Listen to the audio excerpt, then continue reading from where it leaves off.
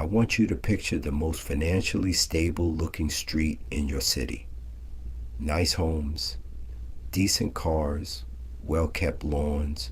Everything looks fine from the outside. But behind those doors, behind the two-car garages and the family vacations posted on social media, most of those households are running on a financial treadmill, moving fast, working hard, and going absolutely nowhere. This is the middle class trap. And what makes it so dangerous, so uniquely devastating, is that it doesn't look like a trap at all. It looks like success. Meet David. David is 42 years old. He earns $78,000 a year. His wife earns $54,000. Combined, $132,000 annually. By almost any measure, they are doing well. They own a home. They have two cars. Their kids are in activities. They take one vacation a year. They have a retirement account. From the outside, David's family has made it. But here's what the outside doesn't show. Their mortgage consumes 38% of their take-home pay. Their two-car payments total $1,100 a month. Their retirement account has $23,000 in it. And David is 42. They have $1,400 in savings. And every single month, despite earning $132,000 combined, they end the month with less than $200 left over. David isn't irresponsible. David isn't lazy. David is caught in a system, a set of financial habits so deeply normalized, so carefully embedded into the culture, that questioning them feels almost radical. And here's what I need you to understand before we go any further. The habits we're about to cover, these 5 patterns keeping the middle class permanently stuck. They didn't develop by accident. Desperate employees don't quit. Financially stretched families don't negotiate. People living paycheck to paycheck don't take risks. They show up, they work hard, they need the job. And there are systems, employers, lenders, retailers, financial institutions that are specifically engineered to keep that desperation alive. Not through a secret meeting in a dark room somewhere, but through perfectly legal, perfectly documented, perfectly normal practices that benefit enormously from your financial confusion. Nobody taught you this in school, and that was not an accident. Today on Financial Methods, my name is Sage, and we're going to pull back the curtain on the 5 habits keeping the middle class stuck, who benefits from those habits continuing, and exactly how to break free from every single one of them. Whether you're just entering the middle class or you've been here for 20 years wondering why the finish line keeps moving, this one is for you. And if David's story already sounds a little too familiar, go ahead and subscribe to Financial Methods right now. Because this is exactly the kind of conversation we have every single week, the ones nobody else is having. And share this video with someone who needs to hear it. Because not everyone is looking for this information, but everyone needs it. Be the one who puts it in front of them. Let's get into it. There is a moment that almost every middle-class family experiences. The moment they sit across from a mortgage lender, and the lender tells them the maximum amount they qualify to borrow, and that number, that maximum number, quietly becomes the target. Not a ceiling, a goal. This is the first habit keeping the middle class permanently stuck, and it starts before they even move in. Here's what the mortgage industry doesn't advertise. Qualifying for a loan and being able to comfortably afford a loan are 2 completely different things. Lenders calculate qualification based on gross income, your income before taxes, before retirement contributions, before health insurance, before any of the real deductions that determine what actually hits your bank account. Let's use real numbers. A household earning $132,000 gross might take home roughly $90,000 after taxes and deductions. That's $7,500 a month in actual spendable income. 28% of $132,000 equals $36,960 annually equals $3,080 per month. But lenders will often approve up to 43% of gross income for total debt. 43% of $132,000 equals $56,760 annually, equals $4,730 per month. That's $4,730 out of $7,500 take home, leaving $2,770 for everything else: food, utilities, car, insurance, kids, emergencies, retirement, everything. The mortgage industry profits most when you borrow the maximum. More loan, more interest, more fees, more risk carried by you, not them. The bank doesn't lose sleep over your stretched budget. You do. And the middle class, raised on the idea that home ownership equals success, walks into that office and signs for the maximum without ever asking whether the maximum actually serves their life. Here's the hidden gem most people miss. The most powerful financial decision you will ever make is buying significantly less house than you qualify for. The family that buys $280,000 when they qualify for $420,000 and invests the difference in monthly payments builds more wealth in 15 years than the family in the bigger house ever will. The house doesn't make you wealthy. The gap between what you could spend and what you actually spend makes you wealthy. And nobody in that mortgage office will ever tell you that. The two-car household is so deeply embedded in middle-class culture that questioning it feels almost radical. And there's a reason for that. The automotive industry, dealerships, manufacturers, lenders, insurers, generates hundreds of billions of dollars annually from the assumption that every household needs two new finance vehicles at all times. They didn't just build cars, they built a culture around cars, status, identity, success, freedom, all attached to a depreciating asset that loses 15 to 20% of its value the moment you drive it off the lot. The average new car payment in America right now sits at approximately $735 per month. Two cars, two payments, $1,470 per month. Add insurance for two vehicles, roughly $280 per month. Add average maintenance and fuel, roughly $400 per month combined. Total monthly vehicle cost, $2,150. Over 10 years, that's $258,000.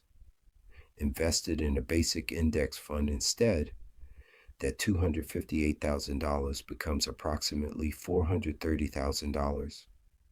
The middle class treats vehicle purchases as identity decisions, not transportation decisions.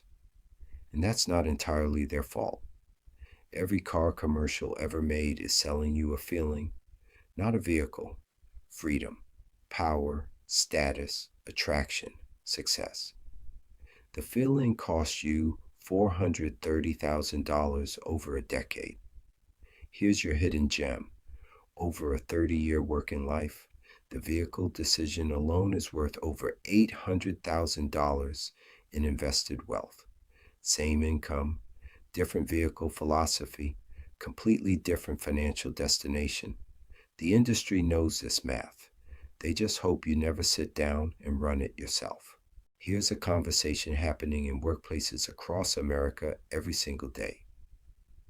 Someone mentions retirement. I know I need to do better with that. Not a plan, not a number, not a strategy. Now ask yourself, why is financial education not taught in most American schools? Why do most employers offer the minimum required retirement match and nothing more? Because an employee who understands compound interest, who has a clear path to financial independence, is an employee who has options. Options are dangerous to organizations that depend on your desperation. Person A starts investing $400 per month at age 25. Person B waits until age 35 to start investing $400 per month.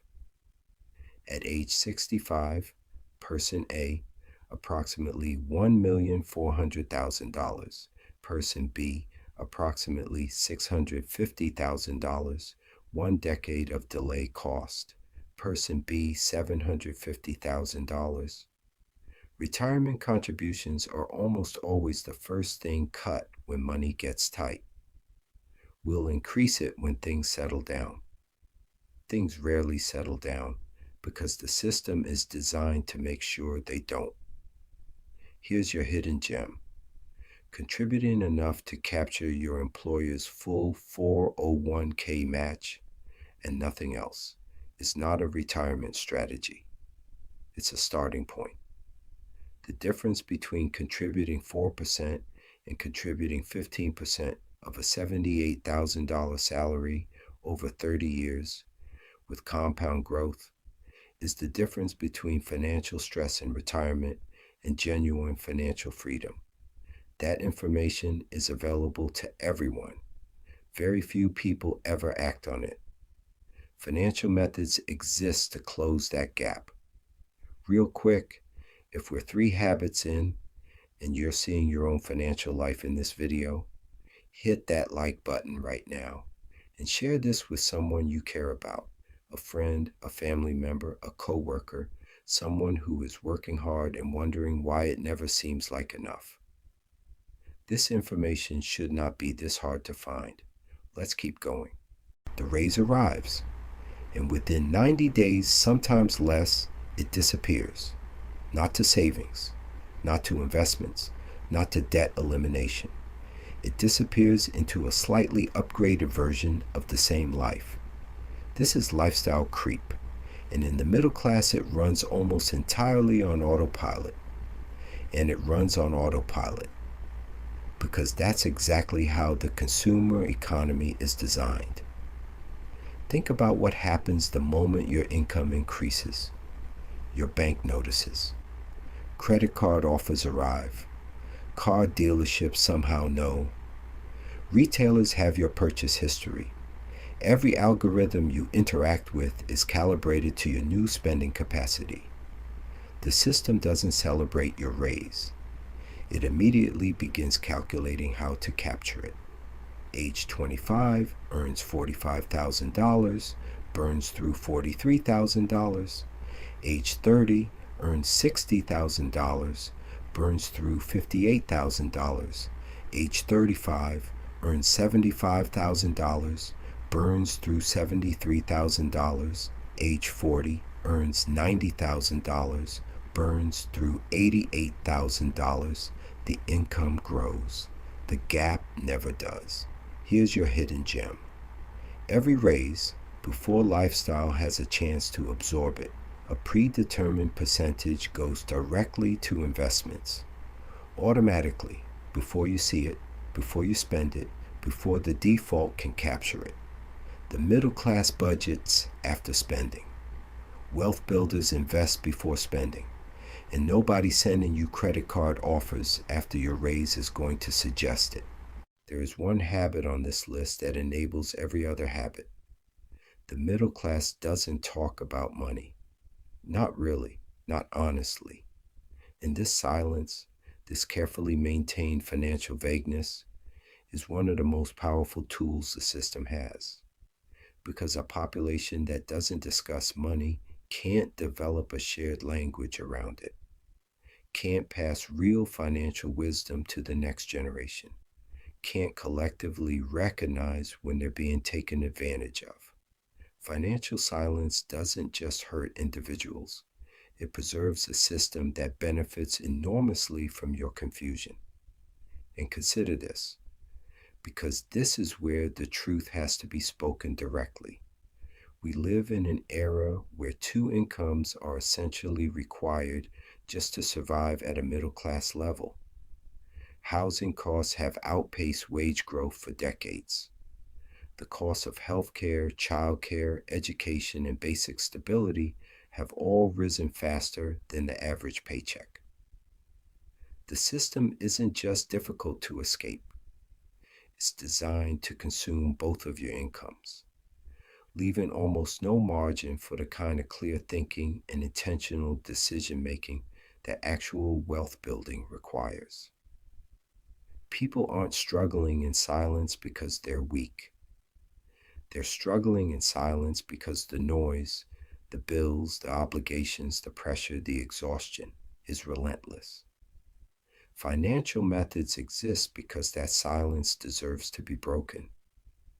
Here's your hidden gem: the family that sits down once a month for 30 minutes and honestly reviews where their money went and where it's going builds more wealth over a lifetime than the family with the higher income that never has that conversation.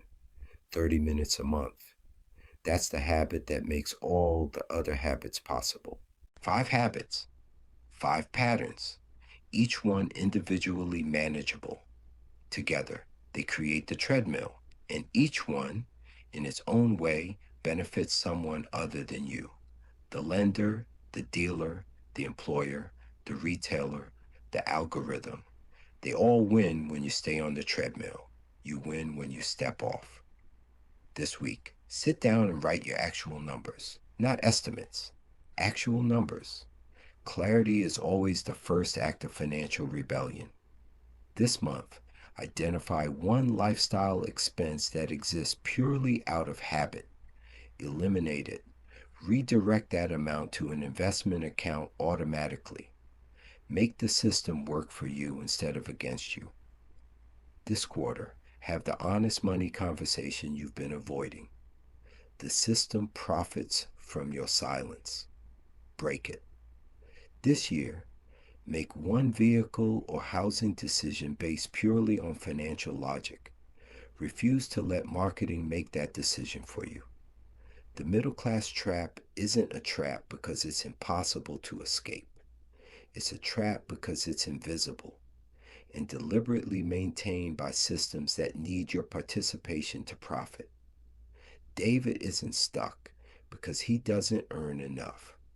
David is stuck because 5 habits running quietly on autopilot are consuming every dollar of his potential before it ever has a chance to work for him.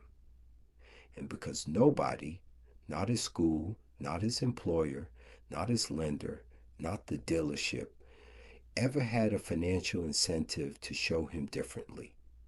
That's what Financial Methods is here to change, one video at a time. Changing one habit changes the math. Changing 2 habits changes the trajectory. Changing all 5 changes everything.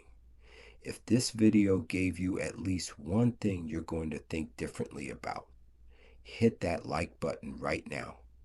Share this video with someone who is working hard and wondering why it never feels like enough. They need this conversation, and you could be the one who starts it for them.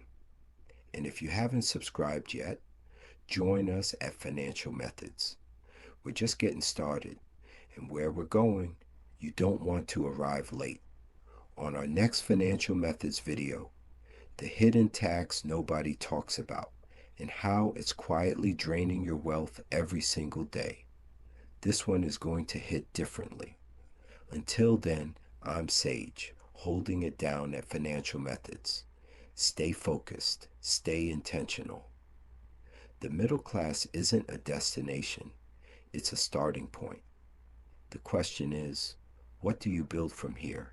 And more importantly, now that you know how the game works, are you going to keep playing by their rules?